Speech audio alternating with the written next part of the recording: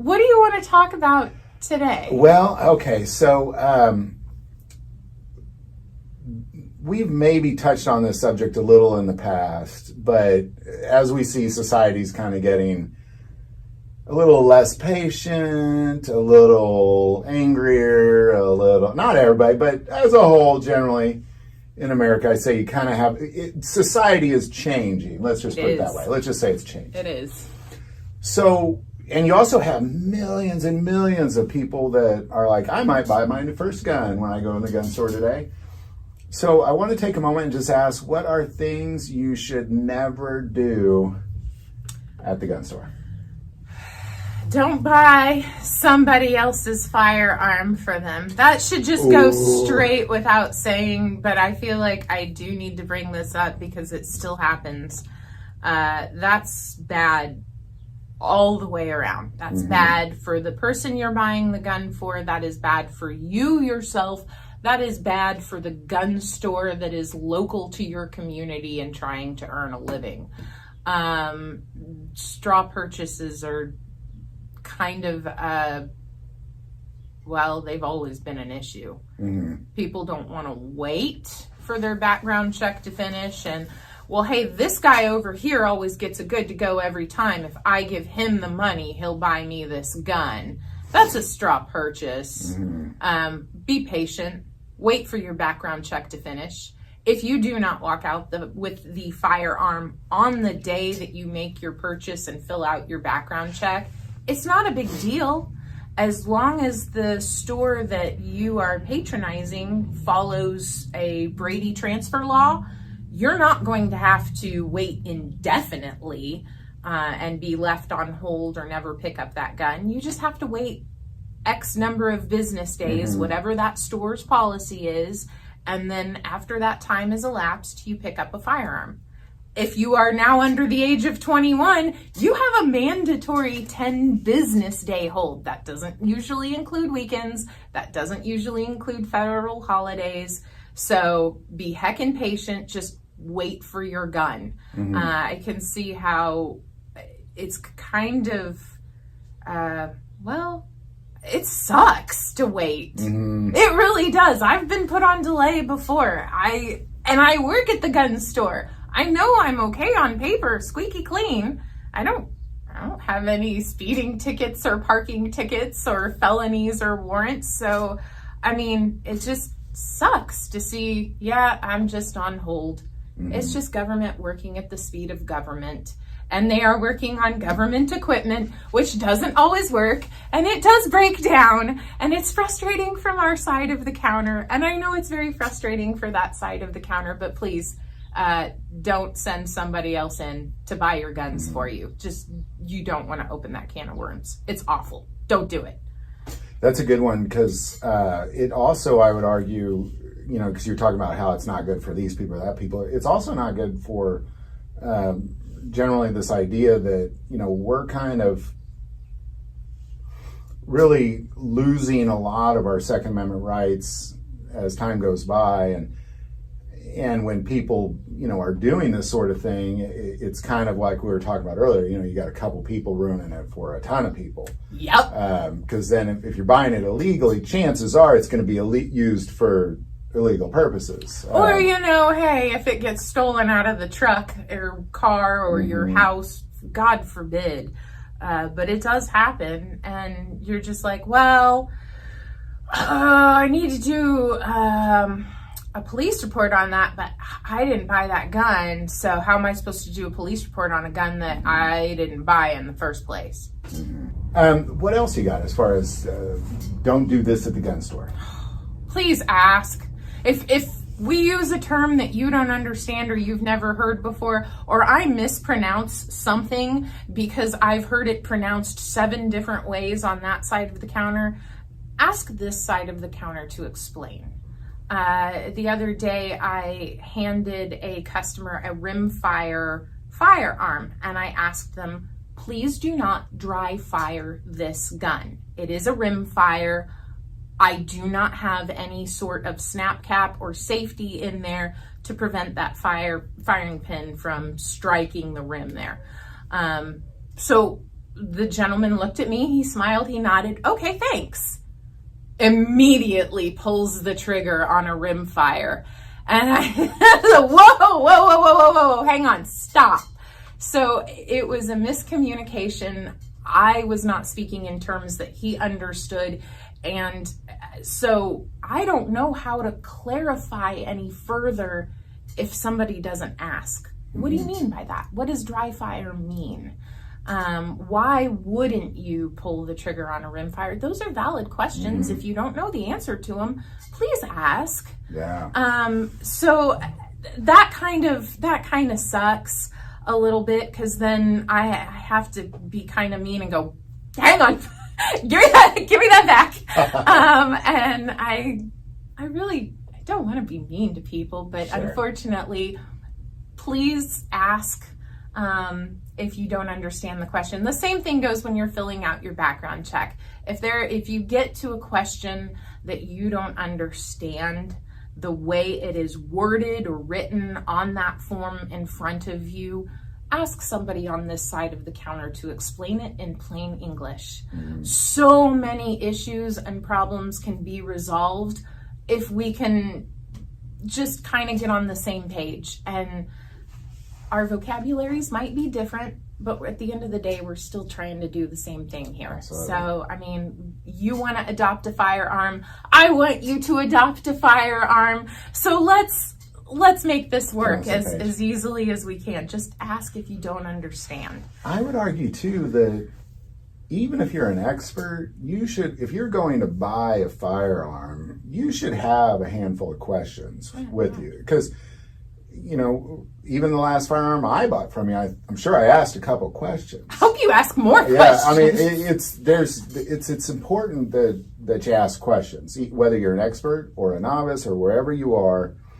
Unless you happen to build that gun or be an expert on that exact gun, ask questions. Yeah, it's very important to ask questions, clarify the answers if you don't understand. That is super duper important.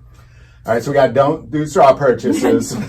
No straw purchases. Ask questions. Don't be foolish. Ask the questions that are necessary. Please ask us to explain. And another thing, don't hold one gun store and the way things work at that one gun store and expect it to work at every other gun store the same way. Each gun store is unique. Unless you are shopping at a chain or a corporation that has multiple locations over an area, they're going to have a corporate policy that is going to be the same and makes all of their stores look and feel and work the same.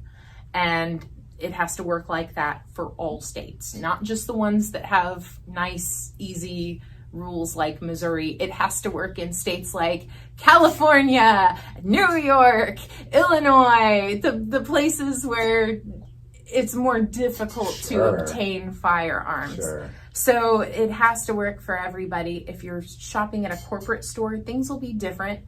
And shopping at tiny gun stores, it'll be different than a corporate store, and each store will have their own store policies.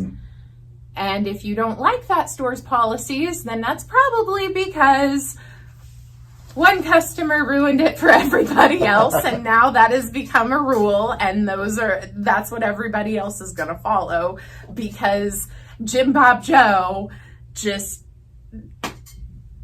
really, really, really screwed the rest of you wonderful souls over.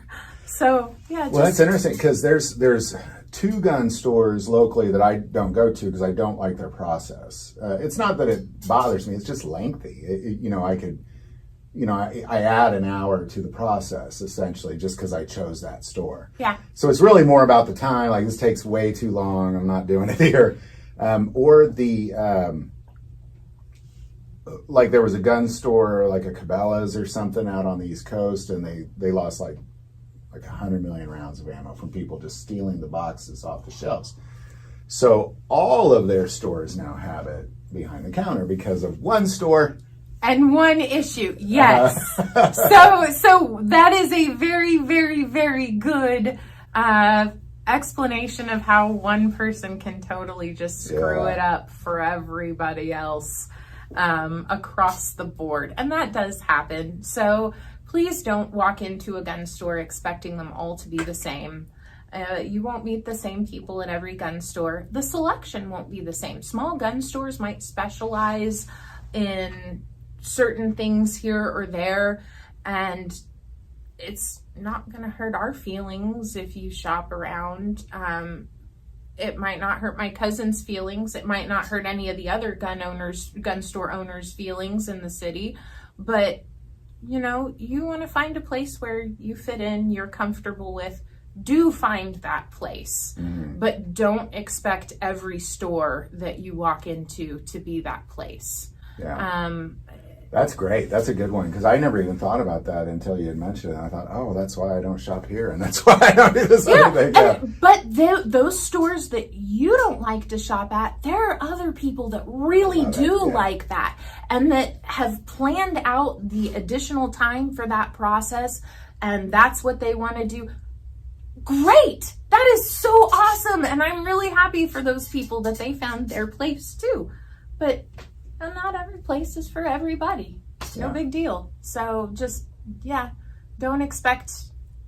Don't expect it to be the same. Yeah, don't expect that's them to a good be one. the same. Yeah, that's a good one. All right, so no straw purchases. Please, no straw Ask purchases. questions. Ask questions. Don't expect Don't them expect to it to be the same. Those Don't expect them to be the good, same. Yeah. Please also realize that your purchase is a final purchase. That's a good one. All sales are final at the gun store. You better really, really, really like what it is that you have picked out. Don't just go walking into the gun store just to see if you can pass a background check for the cheapest thing on the shelf. Do not do that. Please, please, please don't be that person. Find the firearm you're looking for, save up for that one, and go buy one that you want because you want that specific one, not because you just want to see if you can pass a background check.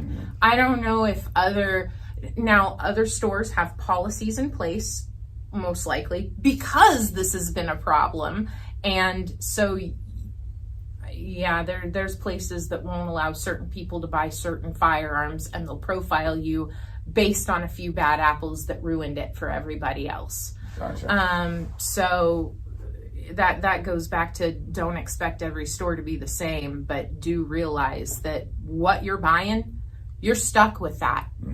You may not be able to turn around and sell it right back to that store. They most likely will not get you your money back on that. That being said, there are a few exceptions on those things. I know personally, when we have dealt with firearms that are used and they return to us the same day, and we missed something that should have been obvious on that, or it was broken and it shouldn't have been sold as a functioning firearm. It should have been marked on it that it was a parts gun, and somebody's like, I didn't see where it said parts gun on there in small print because your tags are so small, and I bought this thinking it'd be a working firearm. I can't help you on there.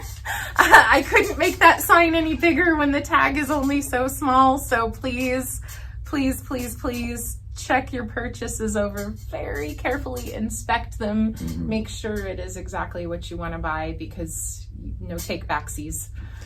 Yeah, that's interesting, because it's a I know anybody that's ever bought a gun, there is that feeling where once you kind of paid and you got you pass your background check, it's yours. Like that is kind of a humbling feeling. You can't return it, and just like any product, there's always lemons. So I know people. My guess is you probably get people that come in and they're like, "Hey, I bought this yesterday. It doesn't work. I want to return it." Yeah. And a lot of time, if it's a new firearm and it's not functioning, I hate to tell you these people, but if you've ever bought a new gun and it doesn't work, you're not alone there. Some firearms will require a break-in period. Some break-in periods are longer, a higher round count than others. And when you are still within that break-in period for your firearm, expect hiccups. So it's not gonna, magically resolve itself within a magazine worth of bullets. Right. It might be something you're going to work on for boxes and boxes and cases of ammo until you and that firearm kind of work it out. That's interesting because, Laurel and I, we came in and we bought matching couple shotguns. His and His and her shotguns, yeah.